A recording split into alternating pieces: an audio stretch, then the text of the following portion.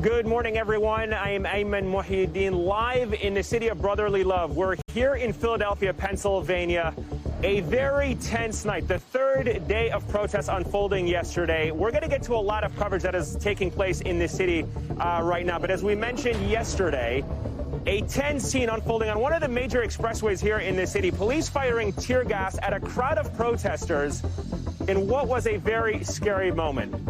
The backdrop of those protests today setting this scene for what we're about to see take place here at City Hall. The former Vice President Joe Biden expected to speak, giving a major speech about the racial injustice and all of the protests we've been seeing in the country over the past couple of days. You see the National Guard. They're also deployed out in force here in the center of the city to try and maintain the peace. The curfew has been lifted this morning. We're seeing a little bit of traffic, but there is a lot going on in Philadelphia that we want to get to right away. And we want to start with the Philadelphia City Council President, Mr. Darrell Clarke. He joins us. Mr. Clarke, thank you so much for joining us this morning. We want to talk very quickly about what we saw unfold yesterday on the streets of Philadelphia. This scene that we just described to our viewers, police firing tear gas at a group of protesters who were on the expressway. It was a scary moment. It seemed at some point a lot of those protesters were trapped on the embankment, not able to get away from the tear gas. Give me your reaction to what you saw unfold yesterday. Well, I saw a lot of things unfold. I saw what happened on the expressway. I saw what happened in neighborhoods, throughout commercial quarters, malls. There's a lot of anger out here, right? There's a lot of frustration, right? There's a lot of built up things as it relates to what's been going on over decades, and it's been magnified as a result of the COVID virus. The simple reality is that we get it. As elected officials, we had an emergency meeting last night, and in that emergency meeting, we had people, young, old, activists, ministers, all types of people, and you saw the same thing, the passion, the anger, the frustration, right? And we get it, but the simple reality is, as we talk about, we're going to the new normal, right, as it relates to the pandemic and the COVID-19. But it can't be the old normal phased back. It has to be a change. It has to be a discussion about real health care disparities. It has to be a discussion about lack of access to healthy food. It has to be a discussion about quality, affordable housing that doesn't create individuals getting asthma like we've seen across the country. Yeah, so you're bringing up a lot of good points that define a little bit of the undercurrent of the tensions, but we'll get to that in a moment, but let me ask you about what we're seeing play out, which is, how do you get the situation today and tomorrow and the day after, not back to normal, but at least to a calm so you can start addressing some of these issues? Well, that meeting that we had last night, the sole purpose was to talk about how do we get things under control? How do we stop the unrest?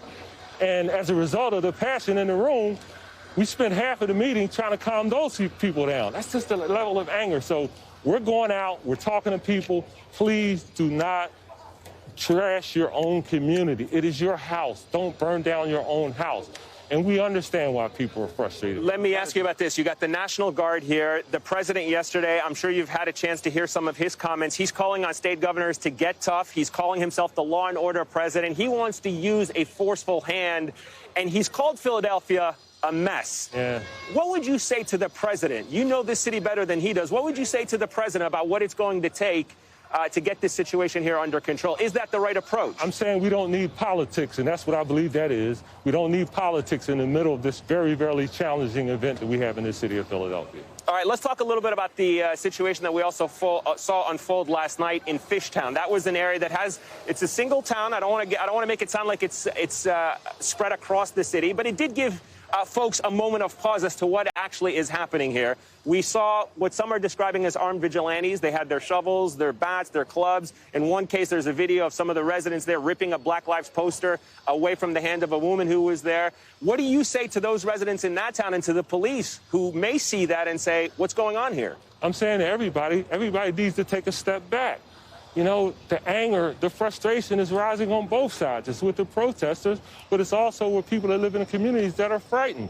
You know, don't play into the hands of individuals that want to divide us. We need to unify, and I know it may sound corny, right? But that's a real reality. We can't allow people to divide us. We must come together as a people and right the wrongs that have happened over the last several decades. that's what we should be focused on. All right, so speaking of the undercurrent issues of the city of Philadelphia, it is the poorest major city in America. Absolutely. 60% people of color, minorities, yet only 2.4, maybe 3% of businesses owned here. How do you go about changing the system that has led people to this anger? And as many have described it, it is a powder keg waiting to explode. Yeah, well, I hear you. And we've been the poorest big city for quite a while. And we're a little embarrassed about that. But the reality is that there are a whole lot of issues that related to that contributed to that. We just unveiled a poverty initiative, right, to move the city out of number 10 to possibly number 5 in terms of the level of poverty, right? Right in the middle of that, and everybody's on board, we unveiled a multi-million-dollar program. The pandemic hits us, right? So it's a challenge, but guess what? Which also affects minorities of color, communities of color disproportionately. Big time. But guess what? We're not throwing that playbook in the trash. We have to take that playbook and we have to build on that because there, unfortunately, as a result of what's going on, there are more people in poverty than there ever were before. All right, so right behind me today, in a few minutes, you're going to be hearing the former Vice President Joe Biden. He chose City Hall to deliver a message. What is the message you want to hear from him today? I want to hear the message that he's given to us for quite some time, happen to know Joe Biden in a personal note. I believe he's the person that will clearly move us forward. First and foremost, he will unite us, which is what we need now, not divide us. And I believe he understands, having been in Delaware, in northeastern city and state, he understands the pain that people are going through. And do you think, really quickly, he has the support of young African Americans in this country? Well, I saw some data that said possibly not. I think his vice presidential choice could potentially create some synergy and a level of energy around that particular issue. All right, Philadelphia City Councilman Mr. Darrell Clarke, sir, thank you very much. I appreciate your